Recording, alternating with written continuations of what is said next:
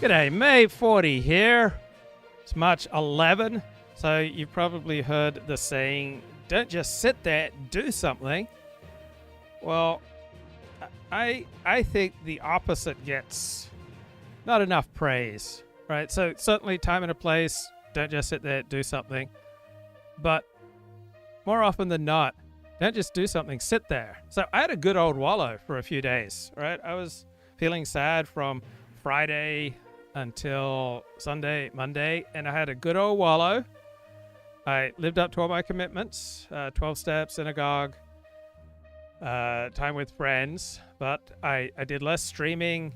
I spent more time on writing. I spent more time making money, and I just allowed myself to feel all the sadness that was on top of me when I had this startling revelation about 1:30 in the morning that, my God, I'm living in a prison of my own creation because I enjoy solitude. All right, to write, you need solitude. All right, all writers, all people who take their writing seriously have to spend a great deal of time alone, and it's one of the biggest obstacles for people psychologically. It's just hard to sustain. And so I do carve out a lot of time for myself, but then I have a tendency to not carve out enough time for being with other people. And then it just got to me. It just hit me. It's like, oh my God, I'm in a prison of my own creation, all this unnecessary isolation. And it weighed me down. And that kind of thing hits me fairly rarely. I'd say maybe every 2 years. But when it hits me, I don't want to run from it. Usually, don't want to distract myself from it. I don't want to cure it. I don't want to take action. I just want to feel it. I just want to plumb all the meaning that I can derive from that. I want to learn all the lessons that are available to me from this experience and just feel it, sit in it, right? Don't just do something, sit in it, experience it, like see it with that cold clarity, journal on it, talk to my closest friends about it.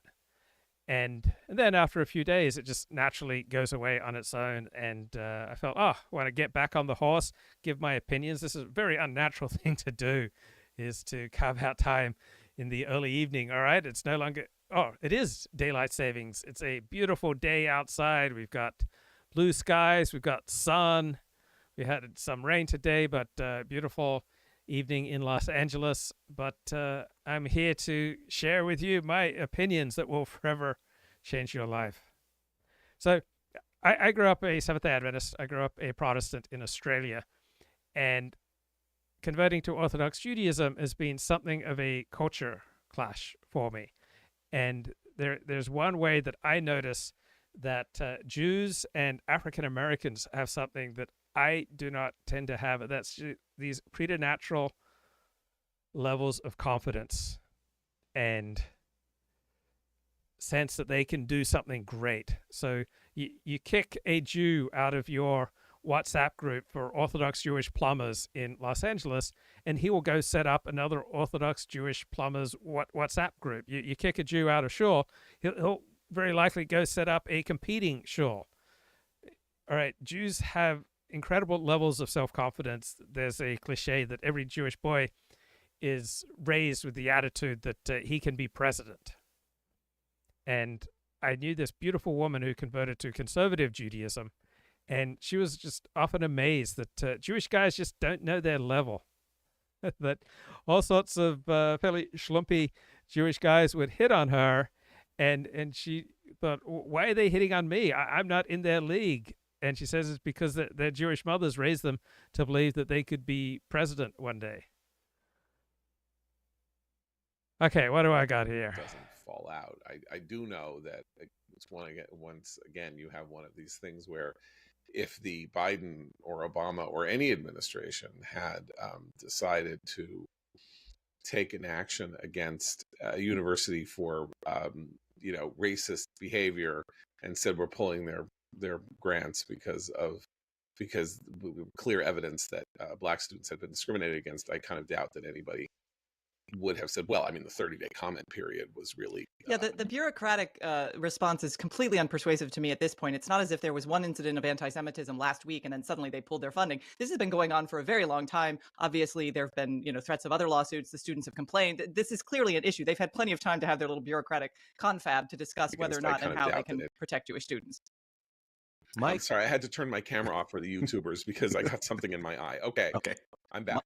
My only, it's not, I can't say it's an area of agreement with those making those criticisms, but my only concern regarding the bureaucratic aspect is that if the administration, I'm worried that if the administration hasn't or doesn't cross its T's and dot its I's, we'll end up with a stunt that we've all cheered on that won't have been effective. That's Look, where I work. Okay, this is a strong critique of this Trump administration. A lot of action, but are they crossing their T's and dotting their I's? Are they setting themselves up to make a substantial change, or are they just creating chaos? Right? Colin Liddell thinks this is just a lot of meaningless chaos, just a lot of running around in circles. Right? Open question. I lean more towards a positive view of this Trump administration, but I recognize the persuasive power of this contrary argument. You have just put your finger on the problem of the Trump 2 term. Is it takes bold action, but it does not prepare, or it appears that it does not prepare properly for making sure that bold action sticks. And that's something that is an overhang from the first term. They're better at it this time. But when you want to take big swings, you do have this large bureaucracy, although they don't really trust a lot of their bureaucracy. But you want to make sure that you want to line the ducks in a row. And for example, so let's move on to the second. Well, can I just say something about the money? I mean, I think we'll have to see. Colombia reacted in something of a stunned fashion to this news. It has not said that there were any legal problems with the announcement. I was amazed to find that a quarter of Colombia's operating budget comes from the federal government, showing the way in which the federal government, dominated by progressives, is interconnected with our elite university system, dominated by progressives. So one way of looking at this move isn't just Trump making good on his promises to combat anti-Semitism in the country and on campus, but also as part of his more general approach in this administration, which is to attack the institutions dominated by progressivism, whether it's the bureaucracy, whether it's the university, whether it's our foreign policy. And so this is, I think, just of a piece. It shares some of the problems that you mentioned, which is if it's not done to the letter of the law, then a lot of the good that could possibly come out of it. So if you're on the left, I understand why you would hate this Trump administration. What I don't get are those relatively tiny number of people on the right who don't like this Trump administration. Trump is going after the strongholds of the left, right? He is defunding the left. Why would you not be excited about that? All right. If you're a conservative, if you're on the right, if you're a nationalist, if you're a tribalist, all right, if you believe in hierarchy, if you believe in protecting the country against outsiders who mean it ill or are taking advantage of us, I don't understand why you would not be thrilled by this Trump administration. Right? DOGE has opened America's eyes to the racket, says the chat, yet nothing will change that. Exactly. Right. DOGE began by going after DEI, because whenever you find DEI, right, you're going to find enormous levels of corruption and low levels of performance.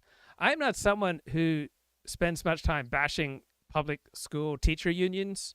I'm not a fan of them, but I recognize overall American public education is about the best in the world when you look at test scores by race.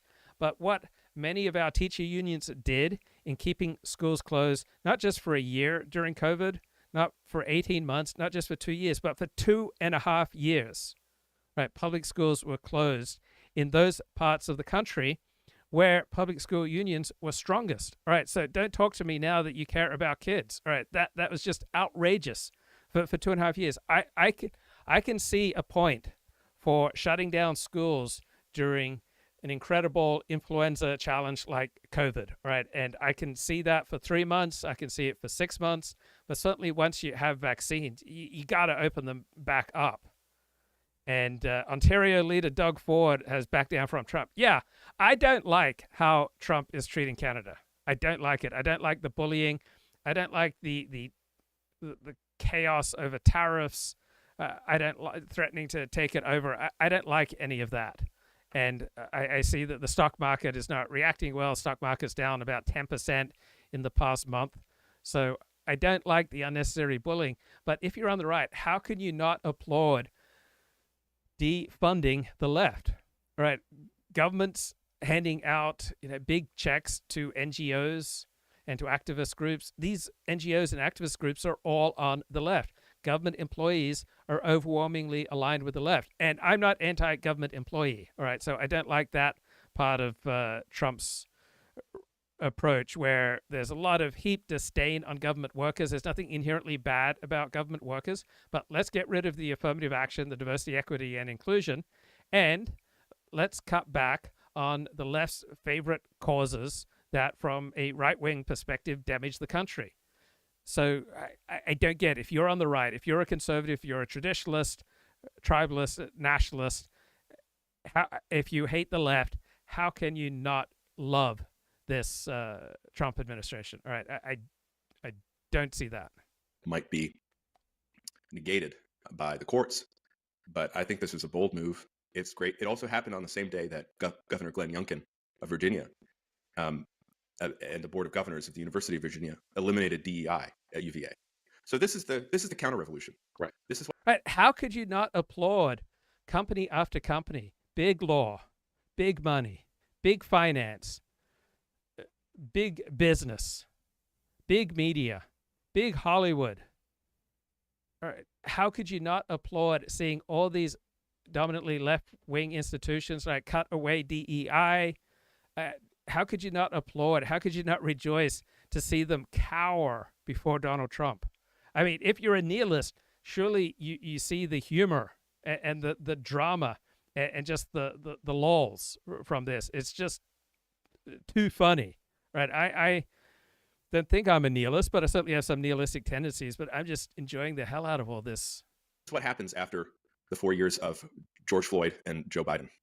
And we're in the midst of it. And but I think for those of us who opposed what's been happening on campus, this is a good thing. Right. So let's talk about the second major action at Columbia, which is just as important as the first, although it's on a much smaller scale. Right. It's not $400 million. It was the ICE arriving to take into custody one Mahmoud Khalil, who helped lead the protests.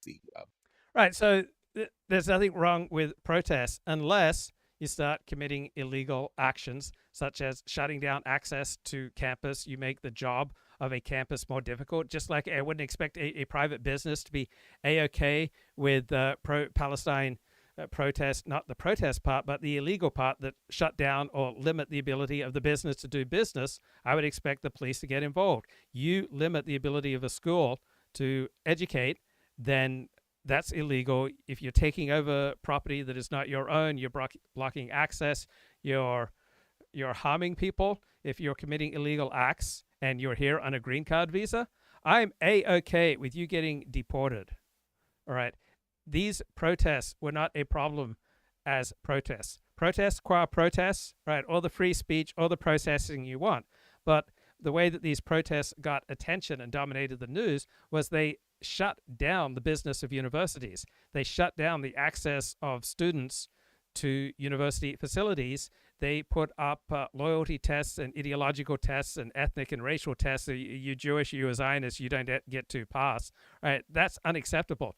So anyone engaged in this kind of promotion of illegal behavior and promotion of that illegal component of Black Lives Matter and Antifa, yeah, I'd love to see all of those people deported. And yeah, let's put AI on them. Pro-Palestinian protests at Columbia beginning in 2023. As a graduate student, he is here on a green card. He is married to an American citizen. They arrived at what is called Columbia housing. Though he has graduated, he is still living in Columbia housing. Nothing wrong with protesting. This has nothing to do with free speech. It is only the illegal behavior that got most of the attention and most of the excitement from these quote-unquote protests that should be the focus of Retribution. It's nice for him. Maybe his wife is still a student at Columbia. I don't know. And took him into custody. His lawyer claims that the ICE agents who took him into custody when Khalil handed the agent his phone to talk to his lawyer said that he was being brought in for, this gets complicated because I had this down and now I've already forgotten, for overstaying his student visa. But he's a green card holder. He is not here on a student visa. Yeah, right. Yeah. So that was obviously a blunder on the part of the agent who must have been rattled to be talking to a lawyer in that way. Then Tricia McLaughlin, the spokesman for the Department of Homeland Security, said that no, this was about his actions relating to. Okay, Trump administration is taking so many actions. Yeah, some of them are going to be awkward. So you recognize this guy here in the bottom of the screen? All right, he's a big deal on YouTube. Right, he's always on YouTube talking to content creators and giving them advice. So isn't this Tom from YouTube? Let me rewind it a little bit. A more positive choice than the Democrat. So, Joe, thank you. Thanks for coming, Joe. Great questions. Tom, welcome back. Thanks for coming. Tell folks who don't know where you are what's on your mind. Yeah, I'm in northern California, and yeah, this is Tom of YouTube fame. I mean, he's huge. He's always on my YouTube channel homepage, doling out the advice. So excited that Dan's joining us. I usually only watch him on replay in the morning since I'm on West Coast time. I wanted to call out an interesting contradiction, which is that Trump won partly because of his promise to lower prices. And he then is implementing all these tariffs, and he talks about reciprocal tariffs as if that's the end game. I think it ignores the fact that if there were no tariffs at all from any countries, we would be paying more for goods. Was I the only person to be gobsmacked that, oh, that's Tom from YouTube speaking out? Has he left YouTube? Is he still working for YouTube? Would he feel this free to speak out if he was still at YouTube? That are produced in the U.S. because our labor costs are sometimes 10 times more than these developing countries that we're importing from. So I'm not against buying more American-made goods, but I think we have to level with the American people that that's going to cost more than the goods made in Mexico and Vietnam. And I think he's trying to tell his followers that somehow prices will go down by raising tariffs, or that tariffs are effectively a tax cut or a tax credit for the American people. And that's just not true. Yeah, I think it's a great point. I mean, it's a tricky balance because, as you say, if the sweatshirt that Walmart sells was made in North Carolina, where there used to be a thriving textile industry, it'd be $50. It's $10 because, right, the people making it are getting 25 cents in Vietnam. On the other hand, one of the things that Trump does deserve credit for is his tariff play, combined with what he did on energy, did make it more cost efficient for certain companies to bring manufacturing back to the United States. And so, to what extent he's able to get industries to relocate, or overseas industry, rather than putting it in Mexico or Canada, for Honda to put it here, a job earned is a great thing. And I'm all for that, Dan. Right. Then let's just level with the American people that we're going to bring more things onshore, and they will cost more because we're not going to pay our workers 25 cents a shirt the way they do in Vietnam. That's just not fair to Americans. But you're going to have to pay more. Yep. You're right, Tom. Tom, thank you. Very thoughtful. Appreciate it. All right. As we bring Eric in, let me read something. Let me read something from the New York Times. The Education Department announced on Tuesday it was firing more than 1,300 workers, effectively gutting the agency to manage its federal loans for college, track student achievement, and enforce the civil rights laws in schools. The layoffs mean that the department, which started the year with 4,133 employees, will now have a workforce of about half that size after less than 2 months with President Trump in office. In addition to the 1,315 workers who were fired on Tuesday, 572 employees accepted separation packages offered in recent weeks, and 63 probationary workers were terminated last month. Erica, welcome in. I know you're interested in this. Tell us what's on your mind. So it's a bit of Armageddon at the Department of Education today, and I think this was not supposed to break until about 6 o'clock, but we did see some stories about an hour before that. And I just wanted to sort of let people know, since I already can see like Brandy Weingarten's head will explode on national television in the next 24 hours. What we know is completely safe and untouched are Title I and the ID. Right, so these are almost all people on the left who are not doing any good as far as, if you're not a leftist, all right, you should be thrilled that these people are getting laid off. EA funds for special education. So I think that as we begin to hear people freaking out about this, which they inevitably will, it is important to understand that these are cuts of staff that basically interface with one another. These are internal people in the department who don't really have any contact with students, parents, teachers, or school leaders. And so I'm sort of just trying to like calm people down. I'm not here to sort of to cheerlead for the department by any means. I've sort of been out there saying that all of these claims that they're going to abolish the department are kind of ridiculous because the president can't abolish the department. But I do think it's important for people to understand that as we've seen this department grow in numbers exponentially, student outcomes have declined. We are in what I would consider to be like a 5-alarm fire literacy crisis. And so there is no evidence that this, over 4,000 employees, and according to what I know, 1,000 of them are GS-14s and 1,000 are GS-15s. So we're talking big jobs for people that can't really point to any improvements for students. So school lunches, untouched. They're not even part of this department. Special education funding in Title I, untouched. There are going to be big changes. It's crazy that we have the federal government paying for kids' lunches. Right? It costs $1 or $2 to prepare a basic lunch or a basic breakfast. But why are we using schools to feed kids? in the Office of Civil Rights. They are closing a lot of regional offices.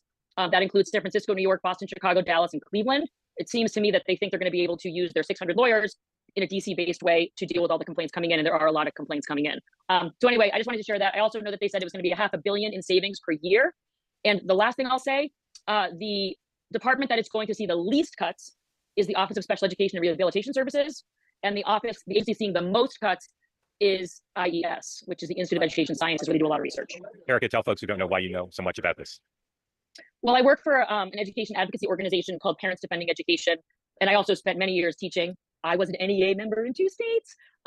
And so this is just kind of my beat. I got some information about this earlier today that I thought would be, again, helpful. And since I know how education cuts play in the media, and I know that we're going to see a lot of misinformation, it's not really, is this good or is it bad? It's more like, let's just make sure people have the facts, and that parents who have children with special education, services, or schools that get a ton of Title I money, I know we're going to hear that that's all going away, and that's just not true. So if people want to say, I don't like the idea of bureaucrats in the department being let go, I believe that the DOE needed 6 comms teams, and I believe that groups of 5 or 6 employees need their own office managers. Like, we can have that debate, but I really don't want parents to panic, even though I sort of feel quite positive that within the next couple hours, that's what I'm going to see. Right. Erica, really helpful. I'm getting a lot of questions from folks asking how you know all this, because it's not been reported in the press yet. So for instance, how do you know that special ed is untouched? Okay, Kip raises a good question. If Trump gets tough on disability scammers, then there is a pool of factory workers to work in these theoretical factories. Gen Z won't do it. Gen Z will do it if the wages are good enough. But if you're a man, you basically can't get on welfare in this country unless you go on disability.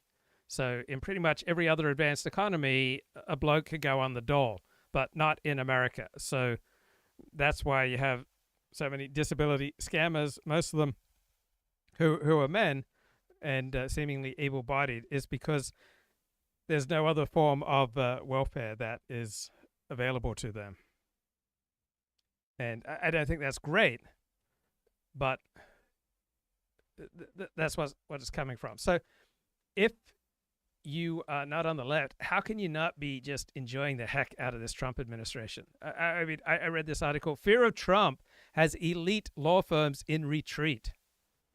So the Trump administration issued executive orders against Perkins, Coie, and Covington, Burling, and they have chilled the industry. So this is what's so important, is that law firms are the most risk-averse firms in the country. And so they lead the way, right? There is huge downstream influence when law firms make changes. So if you're not into DEI, if you're not into affirmative action, then how could you not applaud this Trump administration?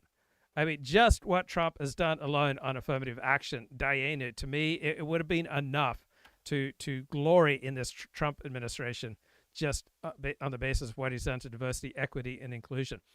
First Trump administration, elite law firms were a huge part of the opposition. This time around, big law is fearful of taking on President Trump because he's become much more effective at punishing his enemies. Remember, Elliott Blatt called in about 3 months ago, and Elliott said, do you want Trump to go big? Do you want Trump to play it safe? And Elliott wanted Trump to go big and bold. And I said, I want him to be effective. Effective. And sometimes being effective means doing nothing, right? Sometimes being effective means just sitting with your feelings for a day, 2 days. Sometimes being effective means listening to sad music and having a cry. Sometimes to be effective, you need to call friends and you need to pour your heart out.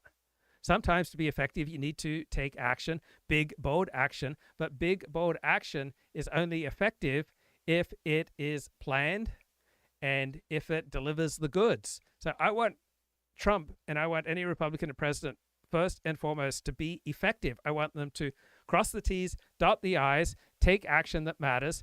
And this Trump administration, for all its chaos, it just seems to me, it is doing so many things that matter that are absolutely glorious, just glorious. And they're not just doing the things that get headlines. They're not just doing the things that grab attention, right? They have planned for this. They have created foundations for this. They have lawyered up what they're doing. They have provided incentives for people all over the political spectrum to join with them. Former Democratic strategist and fundraiser Lindy Lee is now raising money for the Republicans. Now, Lindy Lee is huge on the environment, and she is strong on gun control, but why would we not welcome her aboard if she can help out the Republican cause? She is very tough on crime. She's very tough on immigration. So why not welcome people on board who share 50% of our agenda? Right? Trump brought in Bobby Kennedy. I'm not a fan of him, but I love the idea of expanding the base, expanding the coalition, bringing in some leftists like Bobby Kennedy, and providing them with a framework and the incentives to behave in ways that are aligned with MAGA. Trump brought in Tulsi Gabbard, and they are doing it right this time. So President Trump last Thursday signed an executive order directing agencies to strip security clearances, government contracts, and federal building access from a top law firm that is overwhelmingly behind the Democrats, Perkins Coie. Followed a similar order last month against attorneys at Covington Burling, who represented former special counsel Jack Smith pro bono. And Jack Smith was the one investigating and prosecuting Donald Trump. And the first term, right, big law was solidly against Trump, doing everything they could to disrupt and harm Trump and his agenda. This time around, they are quiet. I mean, if you're a nihilist, how can you just not get a laugh out of this? All right, if you have some anti-attorney feelings, how could you not get a laugh out of this? So these attorneys who are often very good at threatening others, right? They will. Big law is overwhelmingly on the left. Attorneys are overwhelmingly on the left by about a 2-to-1 margin. Right? How can you not be amused? Right? How can you not get a chuckle that big law is frightened right now? Right? Litigation is about the most effective tactic that the opposition to Donald Trump has right now. And who carries out litigation? Lawyers. But big law is now afraid, right, to lead the way against Donald Trump. It's amazing. It's hilarious. It's beautiful. Are you not entertained? Right. So the most powerful lawyers in the country are expressing outrage at President Trump's actions, but they're not willing to say so publicly. How can you not be amused when billionaires and millionaires and many of the most powerful, most affluent, most connected, most acclaimed, most prestigious people in our country who hate what Donald Trump is doing, and they're too scared to say so publicly? All right, this is what conservatives have suffered for a long time. Now the shoe's on the other foot. This is glorious. Right? Are you not entertained? Are you not entertained? All right, New York Times last week. People are going silent, fearing retribution. Trump critics muzzle themselves. You can imagine my dismay when I read about this. Sad. Apparently, liberals now experience what American conservatives have suffered for decades.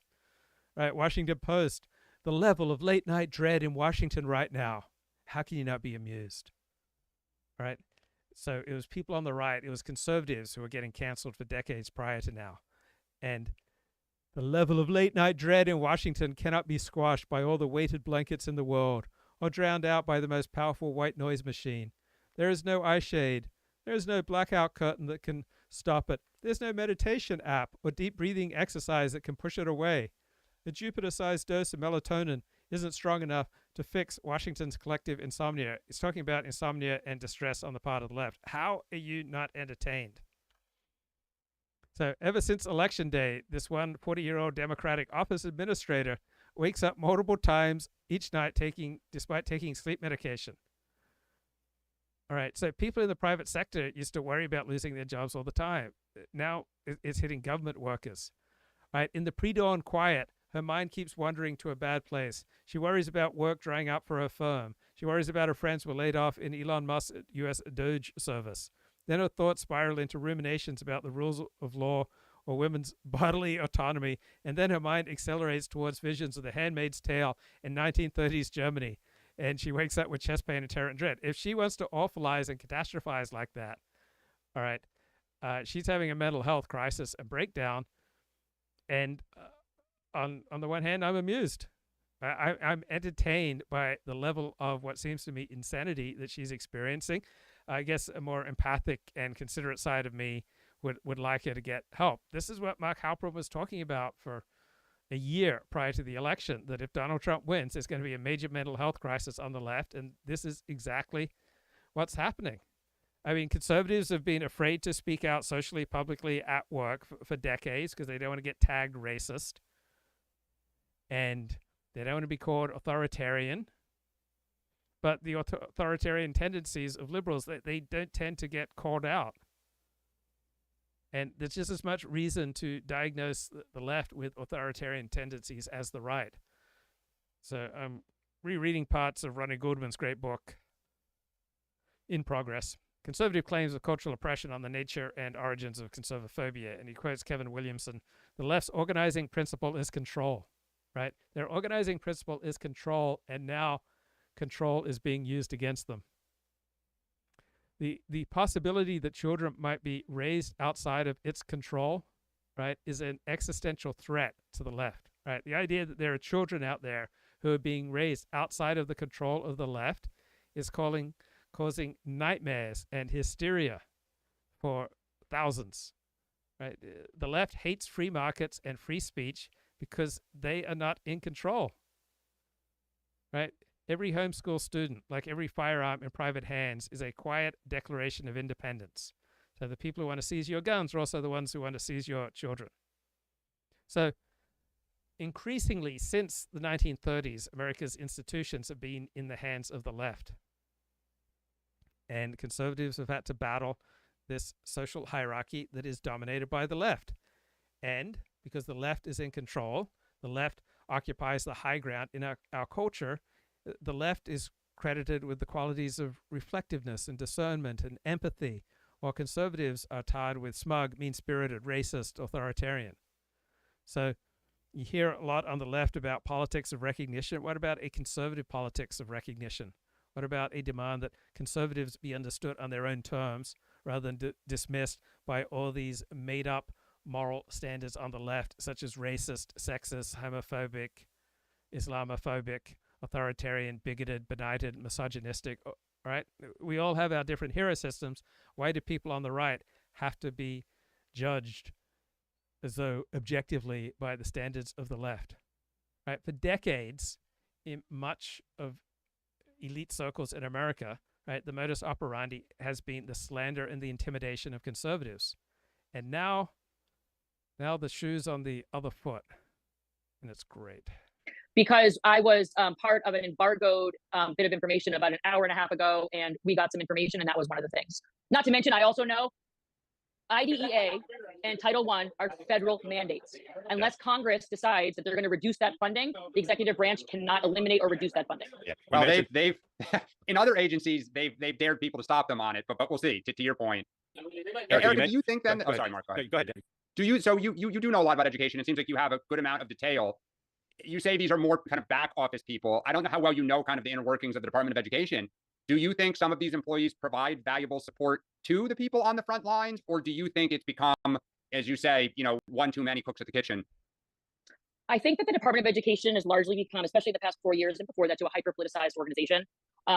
If you're asking me, do I think that that we will see equally or better outcomes for children with 2,200 or 2,000 instead of 4,000? My answer is yes. So I don't want to denigrate the work of public servants. And I know that there are people tonight probably panicking that they're going to be part of this reduction in force. And I truly do sincerely understand that that is not a good place to be. I also think that this bureaucratic load, particularly in K-12, has gotten out of control and needs to be reined in. And I would just say the agency that's seeing the most cuts, their director, whose name eludes me at the moment, but he was a director under Trump and Biden, he did a webinar in public recently and said the only way to save that agency is to unleash a bull in a china shop, let them break stuff, and then potentially get back on track. But he had tried so hard to make an impact and make it an agency that was worthwhile, where the longitudinal studies weren't useless by the time they came out. And even he, again, running the agency that's getting the most cuts, he came out and said publicly, like, there is just no way to reform this unless you begin to break stuff. And that appears to be what's happening tonight. I want to ask you both a question. You mentioned the theoretically exploding head of Randy Weingarten, head of the teachers union.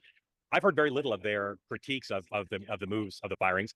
I'm not sure they'll break through on whatever they have to say about today's firings. Do you have a sense of, Erica, of what their strategy is? Does the teachers union have a strategy, the two unions, to deal with this, or are they just being overwhelmed? I think they're in a really tough position. I saw an interview with Randy over the weekend where suddenly, she's flipping out about missed opportunities for kids. And she's talking about how, I think this was about school choice. And, she's talking about how all these opportunities at private schools. But the problem is she did everything in her power to keep schools closed as long as possible. She denied opportunities to children. And she knows that those same kids that were stuck at home, in some cases for 18 months, people who live in places where the schools barely closed don't understand that in some places kids did not go to school for 18 months. No, not 18 months. It was 2.5 years in places like LA and Washington, D.C. and New York City. So, and those same kids, their neighbors that were in private school were in school almost the whole time. So Randy's got a big problem because she's a relentless activist, and she's always been kind of a nightmare in my personal opinion, but COVID made it that she just has no standing to talk about any of this. And so again, I saw her over the weekend, I think it was MSNBC, going on and on about some school choice bill that she of course hates. But again, it's going to be hard for her to do when she she quite literally worked tirelessly with the Biden administration to keep the doors of schools locked in the cities where she had a lot of power. Dan. Yeah, we have 4 boys and 3 were in private school at the time. Our youngest did not go to school from March of 20 until September of 22 and has paid a significant price for that.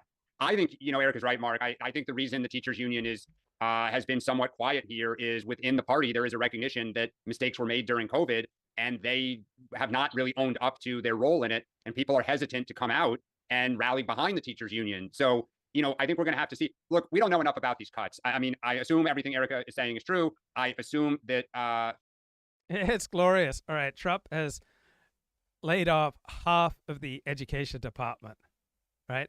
And 98% of these people are on the left, right? And they weren't doing any good for the country.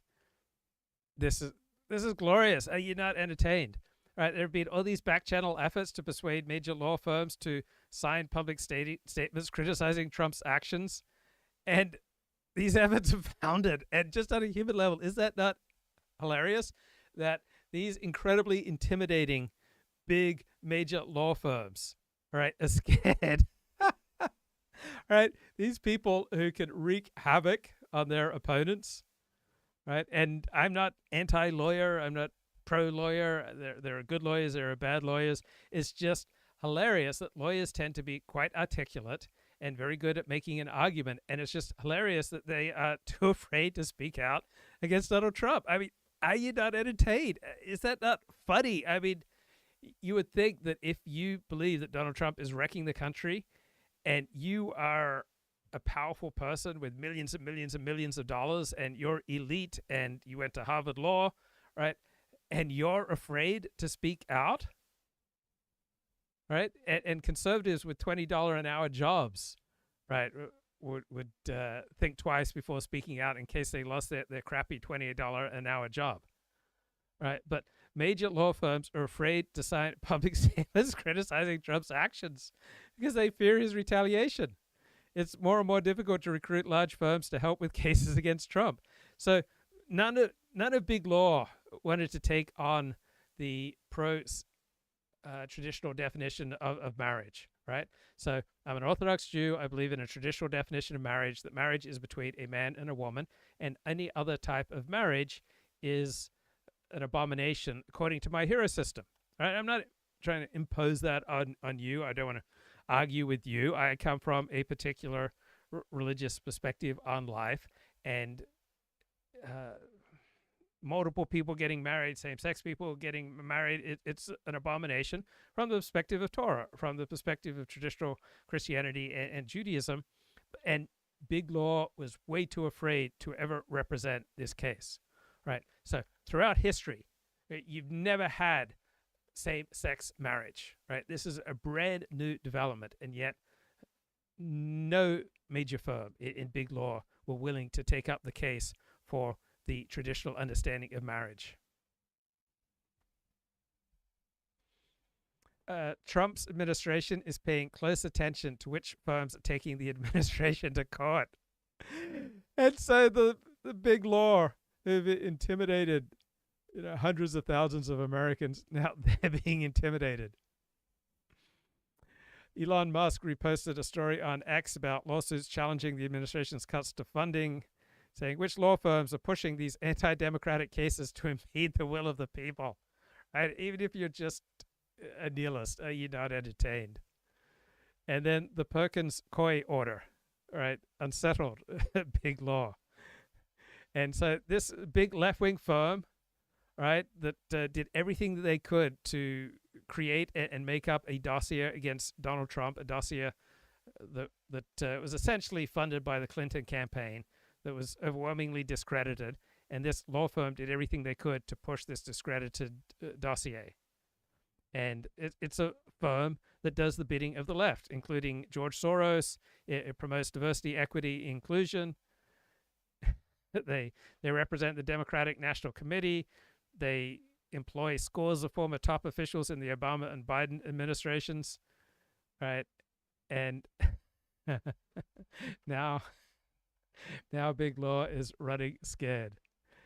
And what's important here is not Big Law in and of itself, it's all the downstream effects, because Big Law goes first, law firms go first, because they are the most risk-averse of all firms. So many big law firms are afraid to speak out against Trump for the fear of losing corporate clients who are cozying up to Trump.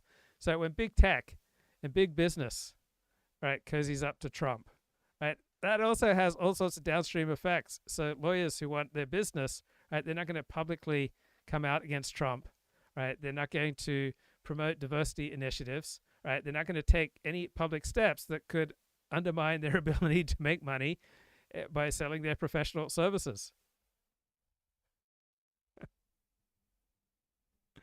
So during the first Trump administration, a dozen big law firms represented clients in a Supreme Court case with regard to the quote-unquote Muslim ban. And Big Law provided all sorts of free legal assistance to people in the country illegally. Right? I hate people in the country illegally. I hate anyone who assists people in the country illegally. I am glad to see these anti-social people discouraged and intimidated. Right? So lawsuits challenging January's initiative to limit birthright citizenship have attracted no large law firms, except for one. Field of employment law. Right? The scale of Trump's layoffs of federal workers has overwhelmed the smaller firms that typically handle these cases. And the larger firms are unwilling to step up, take on the work, take on the Trump administration. So lawyers don't have much comfort with risk, right? It's just one of the characteristics that you develop when you go to law school. So lawyers and, say, business people look at things very differently. Lawyers are always looking for what's the downside, what's the risk, where could this go wrong? And this is the first time I remember law firms being intimidated. I can't remember when elite lawyers and elite law firms felt intimidated into silence in this country. Tell me, when was Big Law? When were the major lawyers, the most accomplished, most prestigious lawyers, intimidated? Elliott Blatt, are you not entertained, sir? I'm supremely entertained. Can you hear me? Yes, loud and clear, bro. Yes, it's a roller coaster. It's so fun to watch. I can't say that there's not like a sort of undercurrent of fear that sort of permeates my observation of this spectacle. I don't want to throw water on a great party here, but to botch a metaphor. But yes, this has been great. DOGE has been great, but there is there's two big risks that I'm worried about. Yes, tell me. So one is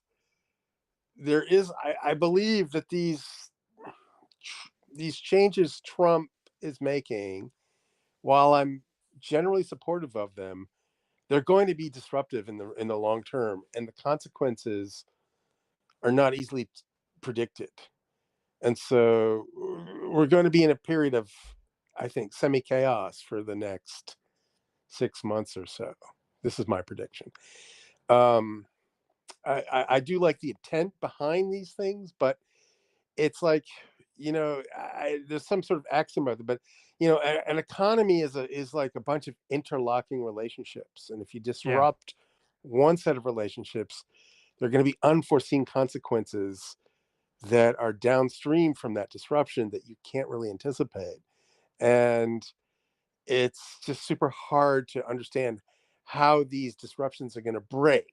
They could break in Trump's favor. They could break against Trump, and he could become the most vilified person on earth, even among some of his current supporters. No one wants to see their ox being gored, and Trump is willing to roll the dice on this, and I really feel like it's akin to gambling. Yeah, and think about the fear and trepidation if somehow gay marriage was invalidated.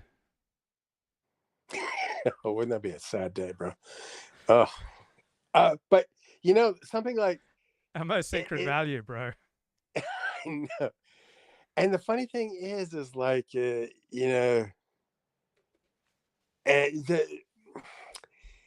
people on the left have had the wind at their back for so long. Yes. They don't understand how to deal with a headwind, and they're just not responding, and the responses just seem sort of chaotic and maladroit, and I don't know. Fun times. Okay, so your first fear was economic chaos and a recession. Yes, and the unpredictability of all that. Okay, so what other the second fear is the Elon factor. He is this mysterious factor that is just thoroughly unpredictable. And I have to admit, as much as a Doge fan as I am, Elon himself just rubs me the wrong way.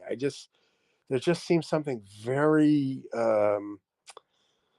off-putting and capricious and self-serving, and there's just such a complex of different feelings I get around Elon Musk, and I just don't know how he pans out. I mean, I could honestly, I was thinking about tweeting this, but I didn't want to be too sort of provocative, but I could see some sort of Ides of March situation happening with Elon Musk. Yeah, don't tweet that. Yeah, he's raised his profile so high, and he's been so public and so in your face that he's going to stimulate the jangled nerves of a John Hinckley, shall we say? And yeah. I really think that possibility is in the cards, and I don't want to say it's likely, but it's certainly not unlikely. And I don't know how the world reacts to that, but when you see Tesla dealerships and being terrorized and terrorized, and you see these trucks being ignited, this strikes a chord in the mind of the psychopath, who's willing to up the ante to get a little acclaim. Marginalized people are attracted. Marginalized movements attract marginalized people, or whatever the phrase is. So those are my two concerns. But broadly speaking, everyone needs a little Doge in their life. Every city needs a Doge. Every county needs a Doge. Every state needs a Doge. We need to embrace realism. And I think at the end of the day, Doge is about realism. And so to that extent, I support it. Well, I mean, if all Donald Trump did was squash illegal immigration, I'd be celebrating. He squashed illegal immigration. We got these refugee migrant caravans turning around in Mexico and in Central America and going back to South America, going back to Venezuela. It's glorious. There are so many glorious things. I've heard about that, and I heard you talk about that earlier today on your Kinetic, on your walking stream, and that's all great and all. But I mean, I think the dirty little secret is a lot of these quote unquote immigrants are doing a lot. We lost Mr. Blatt. So sad. We need more information to know. Look, this education is something that is a huge issue in the Democratic Party. I'm sure we are going to hear in the next few hours, Rachel Maddow tonight, or who Jen Psaki will probably have somebody on talking about this, and we'll hear their point of view about what happened. Okay. And I also, can I just say one thing, Mark? I don't want people to think I'm some crazy partisan Republican. I'm not. And I live in Rhode Island, where we had, I think, if not the only Democratic governor, one of only two, who basically kept schools open. Yeah. So this was not something that everybody was terrible on, but certainly Randi Weingarten was uniquely terrible. And so I think she's going to have a hard time, reconciling what she's going to be saying probably in the next couple of days. And again, these are not really people who touch children and like, for example, thinking of, I have 3 sons, by the way, so I'm incredibly okay, let's see if we can get Elliott Blatt but back on the show. Elliott, you're back. Am I back? Yes, Hello. you're back, bro. Yeah. Okay, sorry. I don't know where I dropped off. I don't remember what I was saying. Just but, there's so much to celebrate from it's immigration. Yeah, I mean, think about how intimidated the left is. I was going to say it again. Go ahead. Yeah, go ahead. Make your point. Hello? Oh, okay. Well, I was going to say, I think immigrants do a lot of the heavy lifting, and that, if that heavy lifting isn't being done, the effects of this are going to be felt. Are you kidding? Are you serious? Like, what heavy lifting do you think they're doing? They're designing skyscrapers. They're no. creating Agriculture, faster agriculture. They're picking crops. Okay, yes, but what do you eat, dude? All right, so someone else is going to pick the crops, or automation will pick the crops. Are you sure about that? Yes. Absolutely. Okay. Well, absolutely you're very sure. bullish, but yeah, very bullish. That maybe eventually that can be the case, but you think a day without illegal immigration and this country's, I mean, that's a movie that was put out in California. I don't know if you ever saw it or heard about it, A Day Without an Immigrant, and it was about how America would fall apart without Mexican immigration. Okay, well, we're both in California, and you look around, and I just see, all these Latin American workers working, in these hard jobs. I don't see very many unfit Latin American / Mexican workers in California. They all have this sort of body. They have the body, the shoulders, the demeanor, the sort of appearance of a person that puts in a hard day's work. And now I don't know how many of these people are illegal or not legal, but you have to respect that they're not here doing nothing for the most part. Now, they may bring other, characteristics to the culture that aren't as desirable, but at the end of the day, they are doing work. That's at least my perception. That's how. They're our brothers and sisters in spirit. And so this is your third fear, that things are going to crash because we're not going to have illegals around to do them.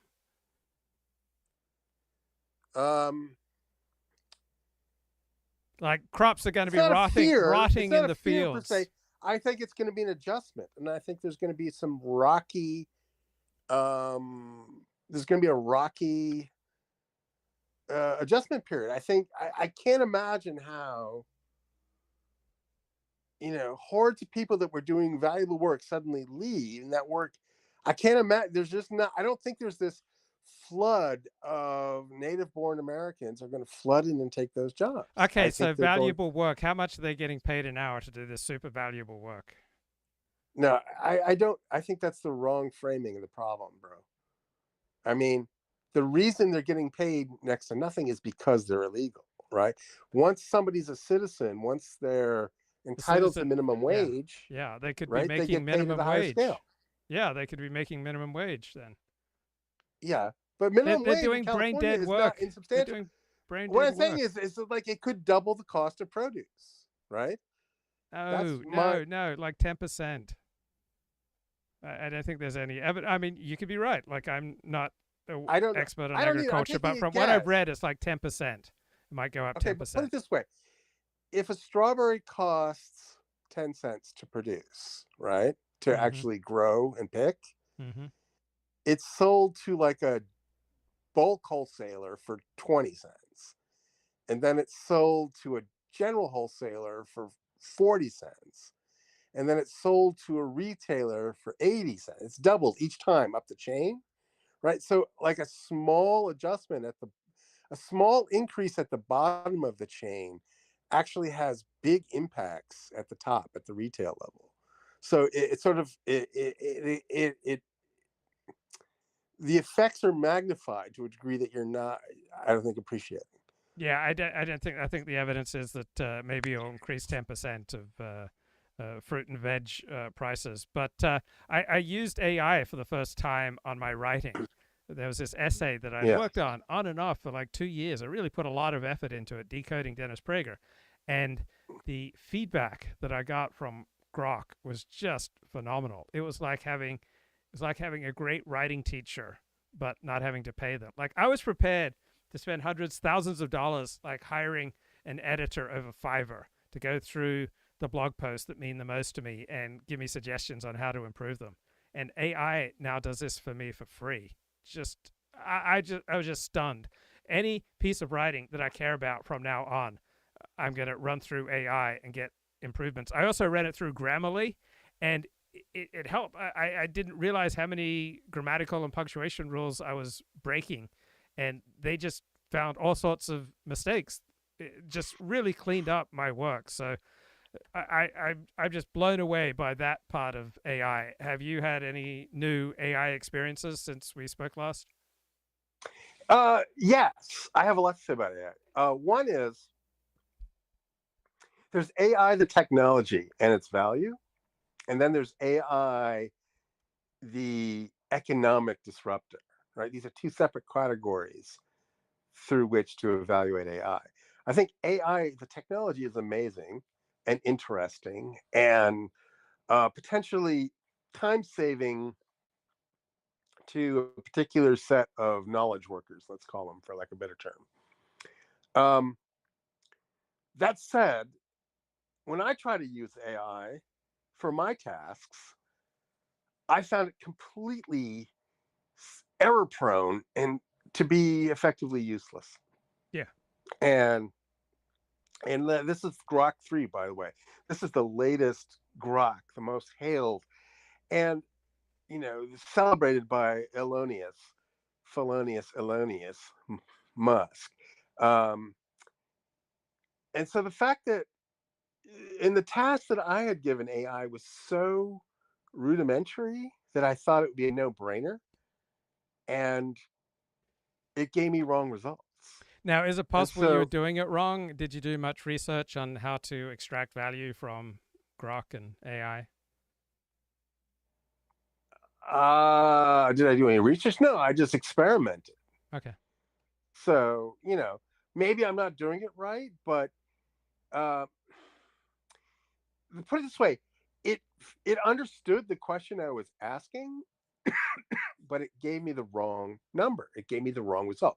So I don't want to bore you with the gory details, but it was like, there's a particular number. So if you give me a title of a book.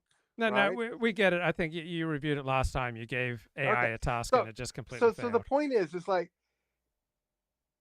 on the order of complexity of this task was pretty low, and still it failed. So when people speak in apocalyptic terms about AI being so powerful and being this juggernaut that's going to completely rewrite the economy, I don't believe them.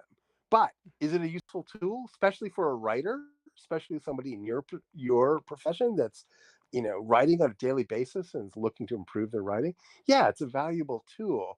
But how much of your annual income do you spend on editorial support? Oh, not much, but I was prepared to spend, say, $1,000. Really? Yeah. Per year. Okay. Oh, that's a substantial amount. You're saying I've AI spent thousands in the past for writing teachers. Oh, okay. Well, that's good. Do you think? Well, put it this way: if you're actively engaged in your work and you're looking for valuable augmentation, that's one thing. But that's different from saying, AI is a replacement. Like you can't say, Okay, I got you. You made this point before, so okay, I got that. Fair enough. We can move on. Yeah, I got it. You checked out Kevin Michael Grace, and he has some unique skills, and I don't mind saying this. That there is a temperature setting. There is a way that he speaks. There is a way that he carries himself. There is a way that he pronounces. There is an aura. There is a force field around Kevin Michael Grace that's absolutely extraordinary. How would you describe it? Yes. So the missing element, right? The element that Kevin brings to his work is this musicality to his voice speaking. His speaking and his point making and his pauses. Like he has this sort of gift for strategic pauses and then like strategic phrases delivered in a very specific way that are sort of his hallmark. It's very hard to explain, but when you hear it. Yeah. And so, so I tuned in. I was listening for like a half hour, 45 minutes, and it did remind me of some of the better. It does remind me of what a talent he is, and what. My only problem with Kevin was that he his interest in politics is far more intense than mine is. I'm sort of a very casual consumer of political content, but I do sort of it was nice to hear his voice, and I'm glad that he's still out there and that he's got a substantial audience. I was surprised, like 100 people listening. That seems not insignificant. There's no one like him. Like he cannot be replaced. There's nobody like Kevin Michael Grace. Yeah. So anyway, except no substitutes. No, that's right. No substitutes, indeed. That was that's a phrase of his that I've worked into my real life. This indeed, and this I owe wholly to Kevin Michael Grace. So. Okay, I got a new thing for you. This is from The Atlantic. Coaching is the new asking your friends for help. So you've got lifestyle coaches help with vacation planning, decision-making, meditation, and more for a price. So this one woman, she couldn't figure out what color to paint her kitchen, so she hired a coach for like $200 to just talk her through it. Another woman got an IVF coach. Steve Saylor. Right, he came down with some horrible cancerous disease like Hodgkin's lymphoma or something like that, and he didn't know how to maneuver through the medical system, so he hired a doctor to be his coach, and it really helped him survive a horrible bout with cancer, and he's going strong now 30 years later. So I'm actually a big fan of this. That I mean, also I've got something of a bias. People have sometimes hired me for $100 an hour just to talk about their problems or just to get my perspective. But I think getting another perspective on things, an objective perspective, because our friends have all sorts of investments. And so I can see all sorts of reasons why you'd want to talk to someone who's not a friend, not a family member, and whether it's what color you should paint the kitchen, or in IVF coaching, or a travel coach to help you plan a trip. Like, I lack common sense. Something like a coach who will help me overcome my lack of common sense. I think it's incredibly valuable. What do you think of paying people for advice? I got two things to say. All right. One is, a number of years ago, I thought I could use a assistant, for lack of better words, right? And so my assistant. I mean, someone just to take care of all of these sundry tasks that I had to accomplish. Yes. That I was just running out of time for, and I couldn't tend to. So I went on Craigslist and I found somebody.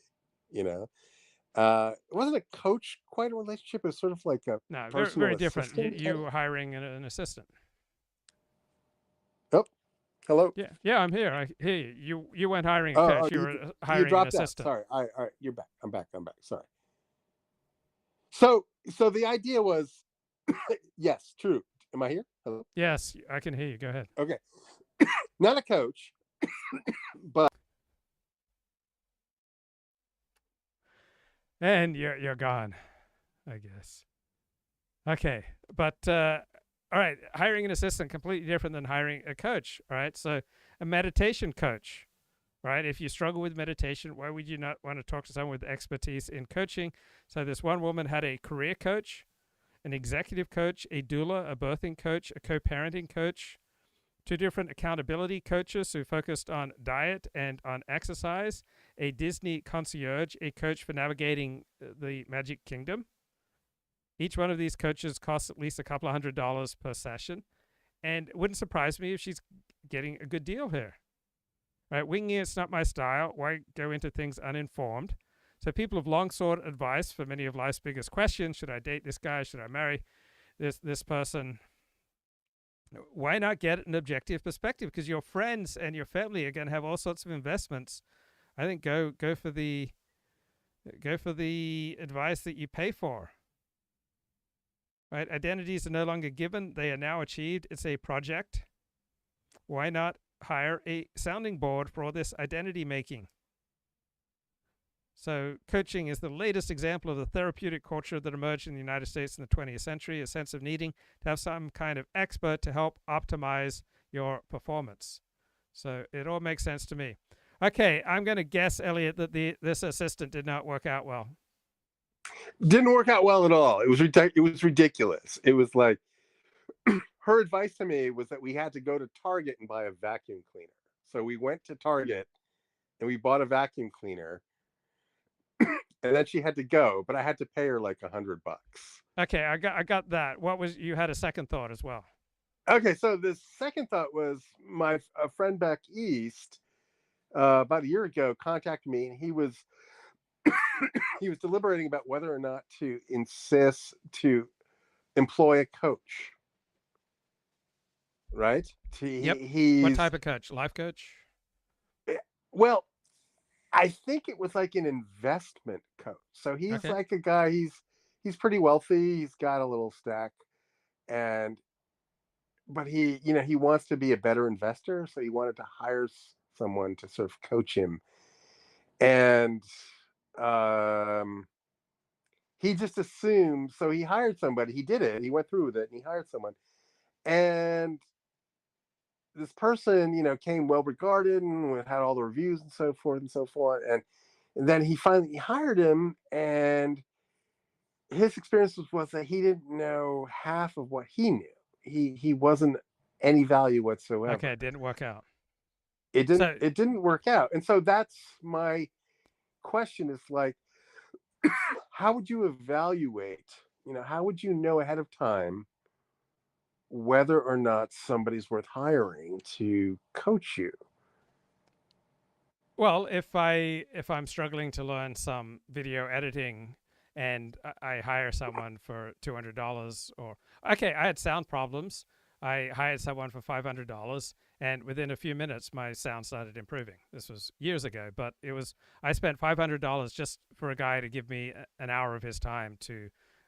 But that wasn't a coaching relationship. That was like a tutelage. That was like it was a specialized domain of knowledge. You needed some lessons on it. It was sort of, you were paying for lessons, but not really coaching, right? Coaching is.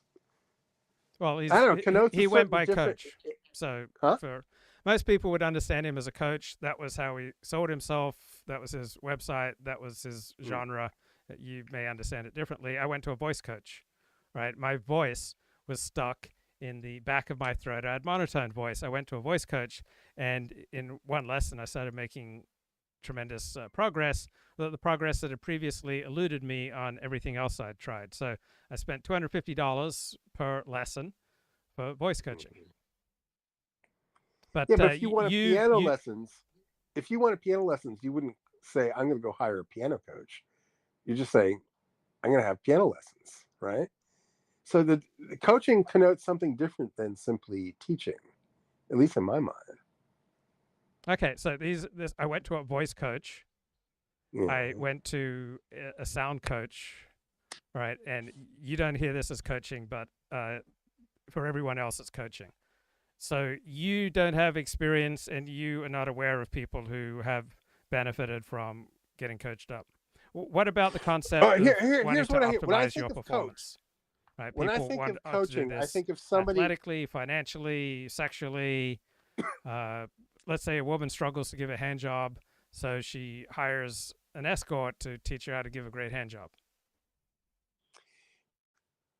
When I think of coach, I think of somebody. I went too far there. Am I still audio? Hello, am I there? I went Hello? too far. Right? You might have unnecessary tension and compression, and you might want to hire an Alexander Technique teacher.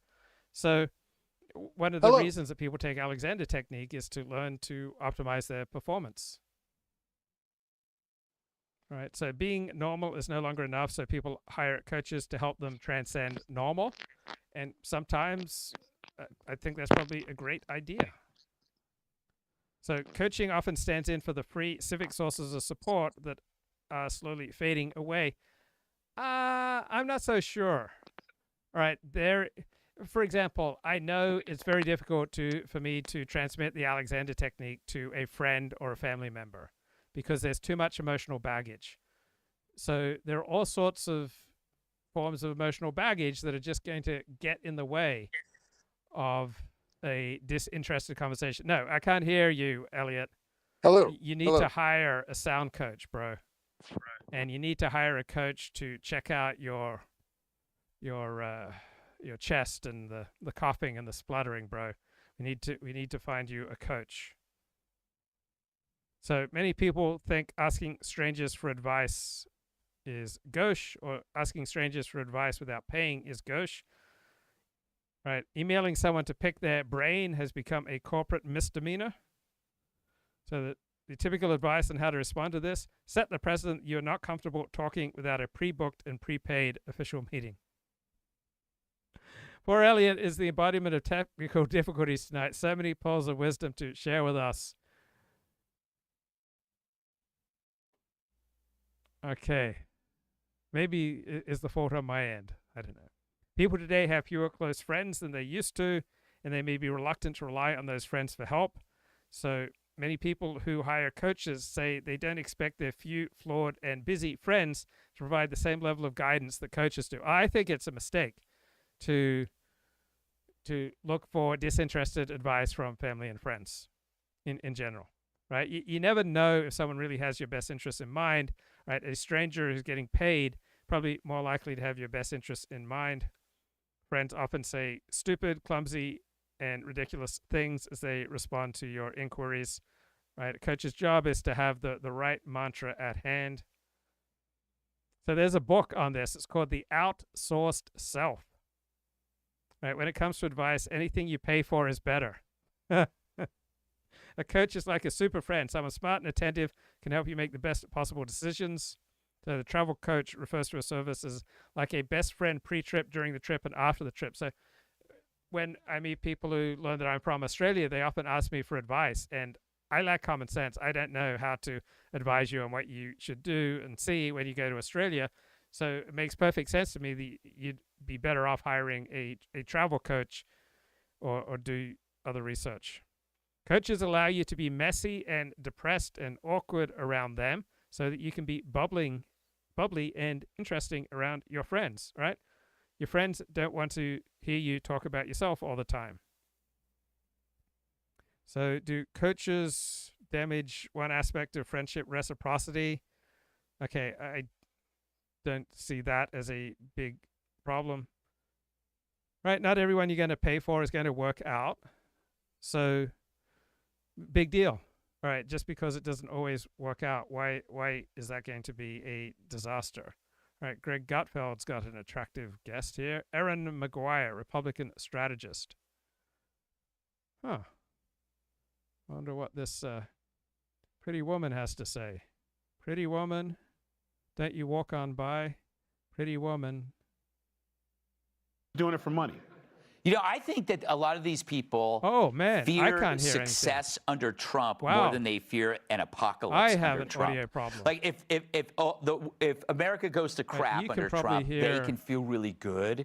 But if You can everything's hear great, Gutfeld and I can't. then their ego is Damn, just the destroyed. problem was on my end. Well, yeah, they would clearly be rooting against the country because they're rooting against Donald Trump. But I actually don't think that these people, if they do leave or if they are fleeing, is doing it because of Trump. I think you're right. I think they're doing it because they made California a hellscape. Yeah. Nobody wants to live there. It's dangerous. Gavin Newsom said that he was going to make sure that the state was safe from Donald Trump, and that didn't work out because apparently they all still hate it anyways. This is more a rebuke of Gavin Newsom and the terrible leadership in California than it is of Donald Trump. I got a word before I went to take. Elliott, I am so embarrassed. Happened. Elliott, I'm so embarrassed. It was all on my end. Somehow I lost my sound, but I can hear you now, bro. I'm so sorry. Oh, okay. All right. It was all fair on enough. my No end. problem. It was my fault, bro. All right. So the difference between a coach and a teacher, this is where I think we left off, Okay, go ahead. is a coach has sort of a week by week, day by day interest in your performing, right? Whereas sort of a lesson giver or a task performer is just sort of a kind of one-hit wonder, transactional, fee-for-service type of low commitment relationship. So I draw a distinction between a teacher and a coach. Okay. So is this where we are misunderstanding one another? No, that's fine. But I got something more important to talk about now myself. I woke up at 1:30 a.m. the other morning with a deep, profound sadness. I just recognized I was in a prison of my own choices, that I had self-created a prison of isolation because I so value my time live streaming and reading books and blogging and vlogging that I got disconnected from other people. And it was just such a profound sadness. There were instigating events that I'd run into beautiful people and recognize that I was not going to be included in their plans. So do you have these dark nights of the soul? Do you ever have the experience of recognizing that you're living in a prison of your own maladaptive choices? Any thoughts, Mr. Blatt? Yes, I have similar feelings sometimes, but I sort of, I don't attach the same amount of moral weight to the circumstance that you seem to attach to your circumstance. So I recognize that when I make choices, there are trade-offs, right? I'm prioritizing this thing at the expense of another thing, right? And sometimes the other thing seems more important to you, and you feel like you've squandered your time because you've neglected that other thing. And I don't know. I just think you're being a bit too hard on yourself for sort of disregarding and disrespecting your own natural inclinations, and you're sort of superimposing another set of values on your interpretation just because you feel like you have to. So you don't experience this. You don't see. I do. Oh my No, God. I do. Oh, you do. I do. Okay, then I if you said wake that. up and realize that you're living in a prison of your own suboptimal choices, then how is this not a dark night of the soul for you? I wouldn't say it's dark. It's sort of a kind of like a twilight kind of gray.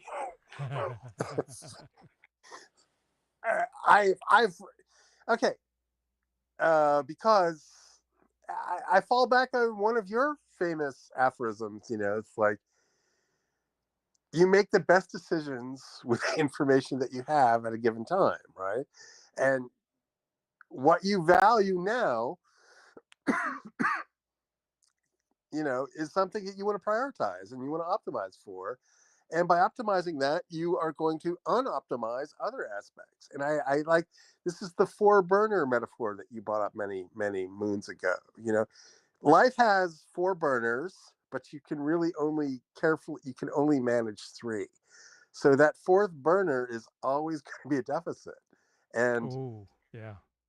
And sometimes the 4th burner kind of asserts itself, and you realize you've been neglecting it, but I don't know if that's necessarily worthy of a existential crisis. I think it's sort of a cost of doing business, and that's how I interpret it. So when I talk about things that are troubling me, the usual response that I get from my friends is, "Oh, you need to take action," and I need to come with a contrarian take, of course, or there's no point for me doing a live stream. My contrarian take is that frequently you don't want to take action. You want to just sit there and drain all the meaning possible before you take action. So are you more of a take action, don't just sit there, take action, or are you more of a don't just take action, just sit there in it?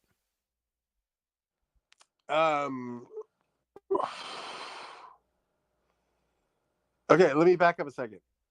I think, so the people telling you to take action, right, are people expressing what they would do given the 3 sets of burners that they've optimized for, right? So that you say, I'm lacking this 4th burner, and they have that burner. So they say, well, do this and you'll get that 4th burner. But to get that 4th burner, you're going to have to sacrifice one of the other 3 burners that you value. And so I've become more and more loath to give other people advice. And believe me, I was one of those guys who was out there giving people advice, you know? Yeah. And I recognize the folly in that, finally, late in life, that people have their own drives, and they're not really that open to being argued out of them or persuaded out of them. It's only that rare person that's willing to sacrifice something else to get that, you know, that other missing burner. There's no one out there with 4 intact burners. If you go with that metaphor, yeah, I think it's just part of the flawed nature of human existence that you just need to embrace. Okay, bro. Anything else on your mind? Anything that you've been paying attention to? Anything about how San Francisco is reacting to Trump too? Yeah, I got a few things, but if you're winding up, I can do it another day. No. I'm here for you, bro. Okay, so one thing I want to talk about. So every once and again, I dip back into public radio, right? And so we've got 3 public radio stations, and they vary from left to really left to extremely left, right? Yep. They've got the entire breadth and depth of the left wing covered. And so I would switch between these 3 only because there's no option. There's no 4th public channel that's got sort of even a centrist perspective, never mind a right wing perspective, right? So you have to sort of imbibe so the left wing worldview, but in different modes of intensity, different shades of intensity. Get it. Yep. So I would flip this. So one notable thing is that they're all in deep fundraising mode continually. Right. But they've always had. I remember you mentioning this, but they've always had 2-3 weeks a year when they're deeply fundraising. So is it any different? How do you know you just didn't tune in during fundraising week?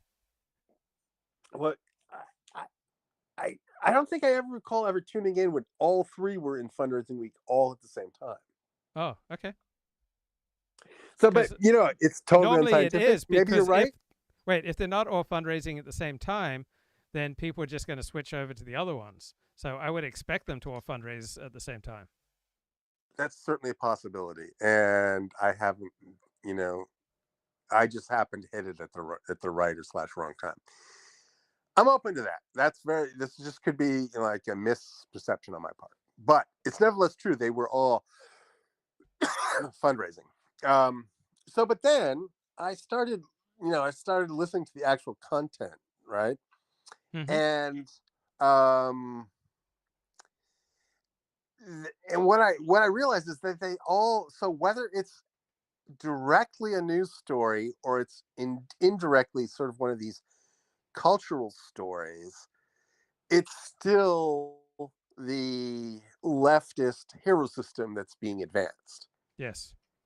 And like they have these cultural programs, and they'll talk to some correspondent, and this correspondent talked to a Palestinian, and this Palestinian is having trouble learning algebra because of all of the bombing, Yeah. and then they hired a tutor, this kind of just weird topic selection, and I used to listen to all of this, years ago, listening to this stuff. I think, wow, this is kind of interesting. Some Yes. weird kind of offbeat cultural story. But really what it's about, it's just sort of Palestinian support, right? Yeah. Dressed up in some sort of cultural clothing. And so I started listening to all of these shows with this sort of new ear, that I've acquired in the past, 6 years on the internet, that the ideological tug of war never ceases. Everything is political, and whether it's overtly political or sub, what's the word? Subterraneanly political. Everything is political, and it's ongoing and never stops. That's what Yeah, but tend to I remember that from the 80s. I used to be tempted to listen to a lot of public radio because there were no commercials. While commercial radio, like commercial right-wing talk radio, they would run 20 damn minutes of commercials an hour. It was just unbearable. It's punishing. I keep listening, going back to NPR, because even though like every story would be on Iran-Contra. So this is like 1986, 87, and every story would be on Iran-Contra. On the other hand, like on the commercial station, they would just bludgeon me with endless amounts of commercials. And I was listening to the radio while I was working construction, so it wasn't efficient to be constantly changing the channel. But I was really impaled on the horns of a dilemma between those two choices. Yeah, I've had the same thing. Like, there is no option until the internet. There has been no option for just broad-ranging, ideologically free or ideologically compelling non-leftist point of views. But the commercial stage. So, like AM radio is what we call conservative ink. It's your Mark Levin's, it's your Sean Hannity's, it's your Fox News stuff, kind of repackaged for AM radio. But it's, as you say, it's thoroughly punctuated with advertising, because the people that listen to it have jobs and they have real life concerns, right? So getting a mortgage refinanced isn't actually a big deal to them. And so, or, getting a good deal on a Ford truck is a big deal to them, So it makes sense that AM radio is saturated with ads, and that public radio can only exist in a world of infinite subsidy, and that's the information landscape, and it hasn't changed. But I don't think many people are listening to these public stations anymore. I think they've sort of splintered out into their own niches on the internet. Well, in San Francisco, the number one radio station for many, many years has been a public radio station, right? More listened to than any other station. It doesn't surprise me. It's probably the sort of the more centrist left version. I'm forgetting the call letters right now. Yeah. There's Krasny. Is it Michael Krasny? You know who I'm talking about? I don't know if he's still on. He's been on for years. I don't know if he's still on. Right. He's not, but he wrote a book. He was on in the 80s, right? He's a professor, retired American, but he's left. I think KQED. I think KQED, yeah, is the number one radio station in San Francisco. Yeah, that's the normie centrist, most sort of palatable of the leftist variants out there. And he ran the show. And in fact, his show I listened to back in the 90s, and I was exposed to Dinesh D'Souza for the first time. And he that particular interview sort of jogged me out of my sort of leftist mind frame that I had at the time, because I found his arguments really compelling. D'Souza had written a book called The End of Racism. I don't know if you recall. Yes. He cribbed a lot of it from Jared Taylor. I've heard about that in retrospect, years later, but every word of that interview shocked me and stunned me. It left me thinking that I'd made a mistake and I needed to rethink things. So I do owe that to Michael Krasny and to Dinesh D'Souza. Do you have a lot of intense and fond memories about radio? Because I sure do, but I don't think people under 30 tend to have much of a relationship with radio. I do completely. I thought, yes, I lived on the radio. I lived by the radio. Yes, I love the radio. It was the best, because you're doing other things, but you're also got this sort of stream of information coming in that you can engage with passively, Yes. And I thought, it was my dream to have a radio show for the longest time when I was in my 20s. Oh, you too. It's right. It's the best. Yeah. And that's sort of why I listen to live streams. It's the same reason. Yes. I do just like the format. I'm not going to sit there and stare at a television, but I will listen to ideas being discussed. And yes, so I share that 100%. And did you ever call into love songs and so have the DJ? This is Elliott calling in from San Francisco, and he wants Veronica in Vallejo to know that she'll always have his heart. And then play Chicago. No, you didn't do that? You didn't get that far? No, afraid not.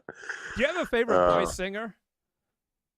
Voice singer? Boy, child. Boy singer? Male child. Like singer. A little castrati? Yeah. Like my favorite, the one who had me crying on Sunday. No, I'm afraid I know by name. That music's very beautiful and all, but it's not something I turn to. But yeah. So what is that called? What was he singing? Cinema Paradiso. Did you ever see Cinema Paradiso? I know.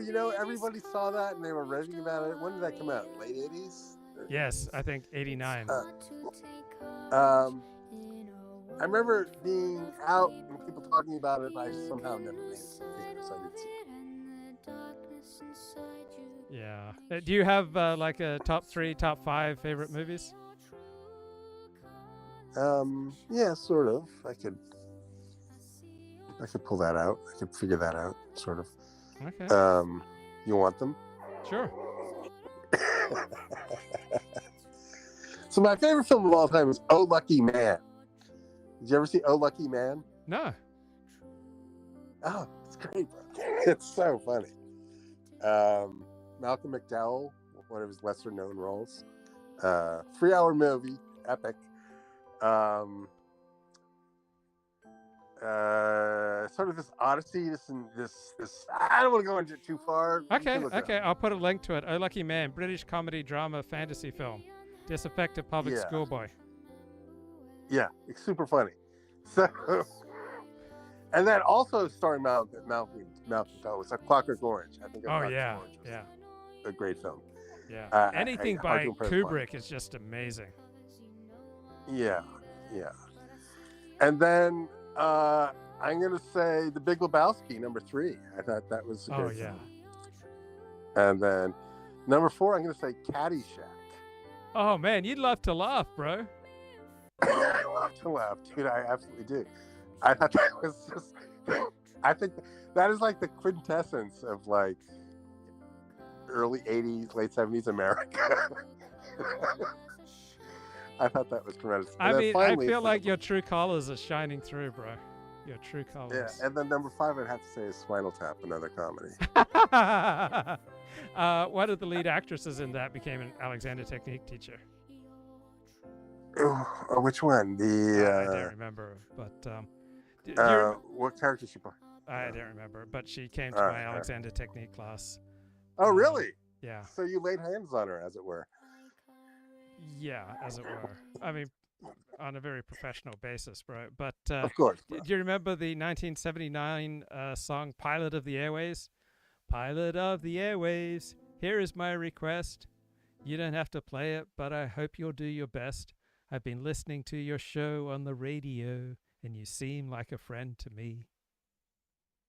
I don't recall the song, but I like the sentiment. Okay. Okay.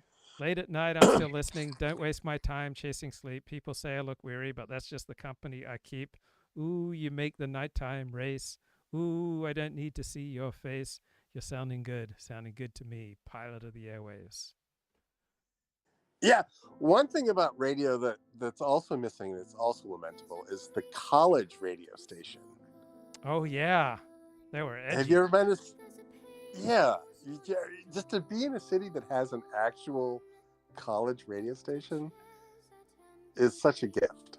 So I was working in radio, and I would write the news in the morning. We had 2 different radio stations, so I came in one morning at about 5 a.m., and the news anchor was kind of slumped over, and the head of the station was there, and it's like, what the hell's going on?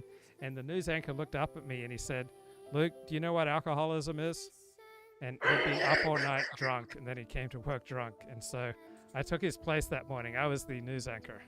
And then the point is, a couple of years later, I'm driving to UCLA. I'm beginning my education at UCLA, and on the drive from Sacramento to LA, I'm tuning into some college public radio station, and the news guy is the drunk, like he's found a new job, trying to work his way back.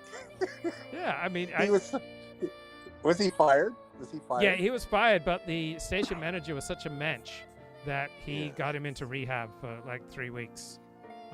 Interesting. And then another person who was fired, his replacement hadn't shown up, and so he asked me to run the board, which I didn't really know how to do, and because he had to run, and so I'm just standing there. I didn't know how to do, much of, so I had very limited repertoire, and so the guy who left me in charge of the board, he got fired too.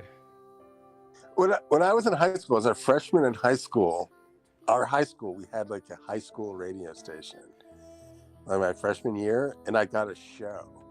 Oh, wow. And dude, this was such an ego boost. This sent me completely over the moon, right? And like, I imagined, me like blabbing away playing records and people are listening. The truth is, there's probably literally nobody listening. But then the next year, the sophomore year, the transmitter died. And that was it. No more radio station. My world just came crashing down, and then I got into sports. Who is your radio alter ego? Radio alter ego, or favorite radio host? Well, I used to listen to Harry Shearer, Le Show. You ever Oh hear that? yeah. Yeah, I used to really listen to that show when I was listening to NPR. And I thought that was some big-brained entertainment, pre-internet, So I liked that show. Yeah, there's a lot of good stuff on public radio.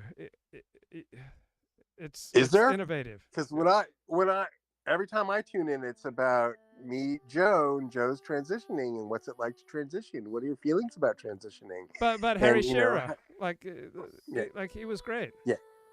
No, he was great. He still may be great. He was truly a comedic talent and very big brained, and I enjoyed his show.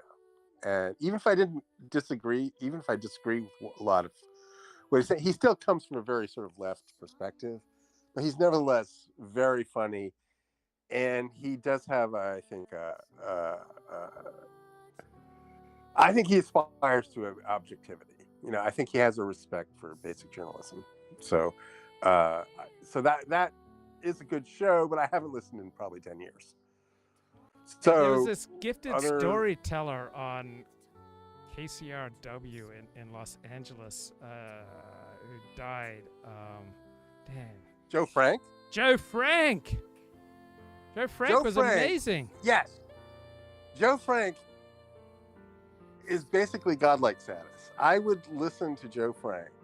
I would stop everything and listen to. I would have transcendent moments listening to Joe Frank. Yeah. And I have friends, and the only reason that we're friends is because we're both Joe Frank fans. Like, once we both understood that because you either get Joe Frank or you don't. And if you do, he's like the best thing ever. And if you don't, amazing. And you're totally nonplussed. Yes. I finally went to a party like 15 years ago or 10 years ago, and there he was. Wow. Yeah. Joe Frank was. No, that. Yeah, I it's amazing I've even forgotten about that because, I'd spent hours trying to track down bootleg copies of his shows. And once upon a time, I had them all on a computer, but then that computer died and I lost them all. But there are some stories in those shows that are so mind-blowing, Yeah. And I have nobody to talk to about them because they simply can't comprehend them. This was when I thought radio was simply the best and it was like the best medium and it could never be surpassed because of some of Joe Frank's shows. And so yeah, he sadly passed 2011, I think. So the news director at my local radio station told me, hey, if you want to do an internship, look me up. So I went back to Australia for a year after high school. Then I came back to Auburn and I went and looked him up and I came in for the interview and he stumped me with his first question was, why do you want to work in radio? And I didn't think of it that way. I just love journalism. So I would have been happy to to work at a TV station, a newspaper, like I'd written for but all of them were just great. Like, I just loved newspapers, radio, but I hadn't prepared for that question. But I've spent so much of my life listening to the radio. Yeah. There's a Kinks song called Around the Dial. I don't know. It wasn't very terribly famous, but it's about his relationship with a particular DJ. And then one day the DJ was gone. Like, he was so traumatized by the sudden disappearance of his favorite DJ, and he would scan the radio dial looking for somebody else to replace him. He wasn't there. And so yeah, the loss of the radio is a big loss, and especially if you're a commuter. Like, if you're commuting and you're locked in a car for an hour each way on this torturous commute, and you don't have good radio coming into your ears. Oh, yeah. It's a nightmare. It's an utter nightmare. So. Good times, bro.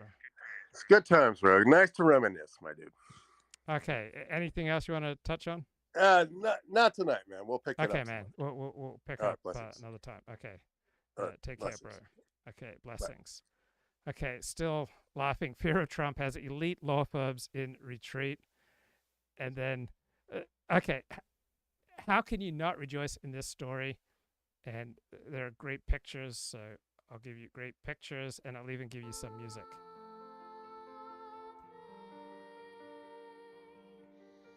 Right, how can you not love this? Right, blocked from reaching the U.S., migrants begin the reverse journey south as President Trump's migration policy begins to bite. Growing numbers of people are heading back through Panama and Colombia. What else can you do? Right, so one 69-year-old is making his way across the water separating Panama and Colombia with other migrants, but he's going south. Right? He'd trudged for 3,300 miles until reaching Mexico City is supposed to be his final stopover before arriving at his final objective, a new life in the U.S. But with the southwest U.S. border nearly sealed, right, he's now going on a reverse journey. I mean, how can you not celebrate this? New U.S. policies make it nearly impossible for migrants to apply for asylum upon reaching the U.S. southern border. They're having a ripple effect from northern Mexico to 5 countries in Central America to Colombia. Migrants are heading south. They're heading back. They're heading through the narrow Panamanian Isthmus. For years, overwhelmed by the northbound flow, starting to see more and more people who have abandoned plans of reaching the U.S.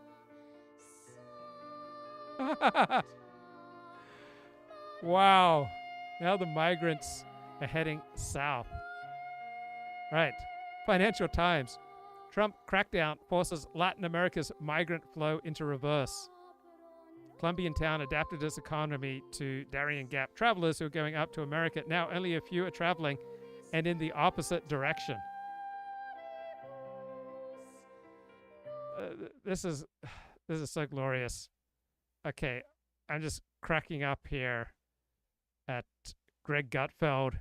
He's got a segment here on Kamala Harris and her word salad. Have you ever seen a worse candidate for a major party for president? Using the executive branch, she makes a buck plugging Cool Ranch. I speak of Kamala Harris, who spoke at the Human X conference on AI, artificial intelligence, and Kamala Harris. Sounds about right. And as usual, when it comes to brains, she's dumber than a waterlogged speak and spell. I wonder what she has to say about international rules and norms. I have spent a lot of time, especially in the last many years, focused on the importance and relevance of international rules and norms.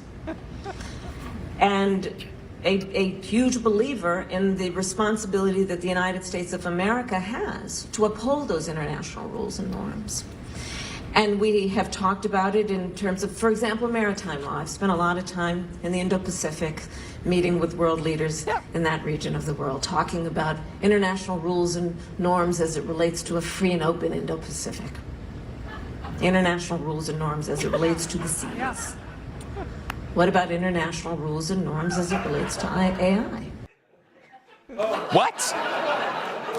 Gets worse. Watch her go on and on about Doritos and DoorDash. We did DoorDash because I wanted Doritos. And they were about, the red carpet part was about to start. Nobody wanted to leave to go to the grocery store. So it was DoorDash. And I'm thinking about this, so I was willing to give up whatever might be the tracking of Kamala Harris's particular fondness for nacho cheese Doritos for the sake of getting a big bag of Doritos as I watched the Oscars. That was something. But just like chips go with dip, Kamala's mangled mess goes great with bongos. But in this case, to suit her state, we made them drunk bongos. So we did DoorDash because I wanted Doritos. And they were about, the red carpet part was about to start. Nobody wanted to leave to go to the grocery store. So it was DoorDash. And I'm thinking about this, so I was willing to give up whatever might be the tracking of Kamala Harris's particular fondness for nacho cheese Doritos for the sake of getting a big bag of Doritos as I watched the Oscars. Wow. No wonder her husband banged the nanny. You know, Kyrus, Okay. What the hell is going on with Jim Goad? Here we've got an update. Jim updates his health situation. Not pretty. Heart attacks are entering the mix. Here's hoping he keeps that stubbornness going strong. You can't keep a good weatherman down. Since Mersh loved to decide to step it up a notch, here I'm going to take to the next level. So faking cancer was so fun, he decided to fake a heart attack too. So Jim Goad says he's got cancer and a heart attack. They have zero clue as to what is going on. Cancer, autoimmunes, diseases, kidney stones, fragility, fractures caused by osteoarthritis, heart attack, loss of sensation, loss of mobility, loss of hearing, diminished vision, getting close to the end, I'd wager. This is Jim Goad. How are you still alive? Stubbornness. So I've been acquainted with Jim Goad for 2 decades, and very smart man, very challenging guy to have in your life. Has his own moral code, and once I did a show where a bunch of people ganged up on him. That's pretty much the end of any relationship that I had with Jim Goad. Colin Liddell, not a big fan of Trump too. He says as the Trump stuff hits the fan, Twitter will inevitably get sucked into the mess with Musk mass banning millions of accounts. Time to move to Blue Sky. It's the old Twitter. If you haven't done so already, see you on the other side. And I agree with Eric Kaufman here. Trump's power trip is weakening national populism worldwide. Trump may stop Europe's flirtation with populism dead in its track. The America alone dude will create a weaker, more divided international right. Right populism is essentially cultural nationalism, a desire to defend national traditions against left liberal extremism on immigration, history, sex binary, or censorship. Trump, after promising cultural nationalist actions on DEI and immigration, has pivoted to political nationalism, breastfeeding aggression toward allies like Canada and Europe, imposing tariffs, disrespecting Ukrainian heroism. He's an unabashed, egotistical nationalist rather than a principled one. Where nationalism as ideology upholds a world of free nations and rejects imperialism, egotistical American alone nationalism is just a national world of power. So overall, I'm a big fan of Trump too, but I recognize that there are some thoughtful critiques, and this is one. Trump's bullying nationalism rallies other countries' political nationalisms against it. Yeah, when I talk to friends, family, acquaintances overseas, they're telling me that more and more people just hate America now because of Donald Trump. And that's not good, right? All things being equal, you don't want people hating you because you never know when you need cooperation from Canada or Japan or Australia. So Trump is undermining cultural nationalists all around the world to resist mass migration and woke. You see in Canada, sudden weakening of support for Canada's conservatives and the resurgence of the left in Canada, the economic cost of Trump's tariffs and the unpopularity of his stance toward Ukraine will suck oxygen and floor time away from durable legislation to fight the long war against woke. The executive orders are being blocked, or they can be quickly undone. Trump and Musk might make rights trolling, has abandoned any moral argument, friending the DEI industrial complex and restoring a moderate principled cultural nationhood. The result is a lost opportunity to culturally rebalance Western societies, including America. The international cultural right had been a source of legitimacy for Republicans. It's now divided in its response to Donald Trump. All right, thoughtful critique there from Mr. Eric Kaufman. When we talk about how much kids struggle and how much they need remediation, particularly in math and reading, we all know this. I'm not sure that any of the people being cut from the Department of Education would make a difference for kids when it comes to what they need. I just truly believe that. And I say that as a parent and as somebody with a lot of experience in education. Erica, thank you. We love having you on. Thanks for coming on. And Dan, thank you for being there. Okay, what else I got here? Yet again, yesterday tweeted out what a fantastic job Musk is doing. Right? After Musk is calling an elected leader a traitor, we should add, for having visited Ukraine. Not just Ukraine. an elected leader. Yeah. We're talking about Mark Kelly. Mark Kelly is a decorated, flew many combat missions in the first Gulf War, American astronaut. He's a senator, called him a traitor for saying that we should try to win the Ukraine war. Right, this is, yeah, don't be calling people traitors, particularly someone as accomplished as Mark Kelly. All right, Elon Musk is too often unhinged, but now you'll get to hear an unhinged John Podhoretz. A shameful bit of behavior on Elon Musk's part. He paid $50 billion for Twitter, so he can do with Twitter what he likes. But, I don't have to listen to this loudmouth defame people. If he's going around trying to clean up, the federal government at the, with the president's blessing or, following the president's orders, fine. If he wants to be a loudmouth on Twitter, fine. But he stinks. That was a garbage thing to do. It's a garbage thing to do to anybody and to call anybody a traitor. And if Kelly ever ran into him on a street and punched him in the face, he would deserve it. And Kelly could deck that guy in 2 seconds. And maybe it's time for somebody to take a punch at Elon Musk for his personal misbehavior, including or Marco Rubio, who, according to these New York Times stories, Musk is standing there saying, you don't know what you're doing. You don't know what you're talking about. You're not firing anybody. What's the matter with you? And obnoxious things like you look good on TV. You're good on TV, but as if Marco Rubio isn't very much a hardworking student of international affairs who takes his job very seriously. Right. Okay. So Musk doesn't stand on ceremony. That's fine, and he's allowed to do that. And someone should be allowed to take a swing at his mug. So I would not condone violence even against Elon Musk, particularly because he is facing death threats right now because of the work he's doing for the Trump administration. I'm just saying someone swings at, this is like a John Ford movie. Take a swing at someone in a saloon. But That's not. Look, he loves being this antagonistic figure, and that's actually why Trump loves him too, because he's kind of his alter ego. But he's now coming up against a system, and that includes the courts, which also handed him a bit of a setback yesterday, in that they said, look, DOGE, we understand what DOGE is trying to do here, but we have a Freedom of Information Act. We have, if you work in the government, your records have to be transparent. And Musk, who's been riding this wave of we just want to open up the government to the... So you shouldn't encourage people to punch others in the face. You never know what's going to happen. People can die from being punched in the face. They can suffer serious harm. And these kind of conflicts tend to escalate.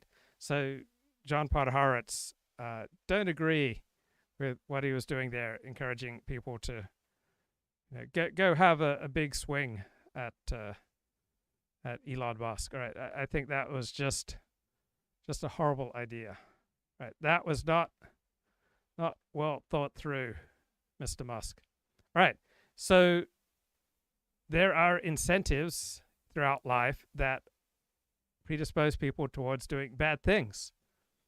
And you have to recognize what the incentives are, and it can be quite tough to stand up to the incentives. So it is ironic, right? When you're a YouTuber and the YouTube monetization engine means that the more clickbaity, the more you tap into dark stuff, everything is a conspiracy. They're all lying to you. Here's the real truth. Academia is communism. There's a little bit of irony there in terms of, talking about bad incentives. Would you agree? I definitely would agree. I mean, I don't disagree with her prognosis about bad incentives. I think, at least for scientists, clearly there are bad incentives. Right. Her is Sabine Hossenfelder. She thinks that the academy is communism. They're not aligned with the truth, but it seems like she's going in a different direction. Yeah, so one thing to note is about 2 weeks ago, she had a video where she read out an email that she got 7 years ago. And the email, she didn't divulge who it's from, but it basically said, it was an academic saying, Sabine, I read your critique. You're absolutely right. We're all liars, and we need the money, though, to let our kids through school. We're all doing shit and shuffling papers around. Don't tell anyone about this. You're completely right. And please be quiet, because you'll jeopardize all our cushy jobs. And she read this out, and it was full of somewhat what physicists pointed out afterwards were elementary mistakes with people getting the theories of the people's side that they're mentioning wrong or whatever. And it does look like a quite credulous reading of an, suspicious email. And that got 2.5 million views 2 weeks ago. So she has cultivated a kind of anti-science, anti-establishment hungry audience. And in return for the books, Matt had an interaction with her on Twitter where he pointed out the hyperbolic academia is communism headline, and she kind of said, well, Mr. Matt, I'm paraphrasing, but I guess if you just want to tell your audience what they hear all the time, then you won't admit the horror that is academia. I'm just telling it like it is. Now, that does ignore that on YouTube saying that all scientists are liars and science is a bitch. It's actually quite a popular thing. I don't think her audience is exactly pro-science cheerleaders. So, And the thing is, the way they'll represent it, if, people like us push back on some of the hyperbole or some of the broad brushstrokes, and, it is pretty huge. She'll extrapolate, or people like her will extrapolate from one incident that they had, they had a bad meeting 7 years ago, right? And then from that, right, they know that it's all corrupt. When you respond to that, they'll say, oh, well, you're just defending the status quo. You know what side your bread is buttered on, right? So you're just trying to stifle dissent. And, this is so hollow, right? Because as you guys talked about it publicly all the time. We do too. You talk to any scientist, any academic, and we will talk to you for as long as you'll bear to listen to us, right? About all the problems in science, in funding, in academia, in publishing, the list goes on. But the thing is, what do you think of this? Like, you cannot name any field of human endeavor, like any complicated system that involves human beings, that isn't just a pile of shit in some degree. Like, look at the criminal justice system, right? You could make a list a mile long about all the things that are wrong with it. Yeah, that's right. Even Like, crypto. yeah, crypto, high finance, corporate behavior, and so on. Like, anything that involves people is going to have a list of grievances a mile long, most of which are perfectly valid. But I think there's an interesting sort of jump where you go, well, look, there are some bad things about this institution, about this thing.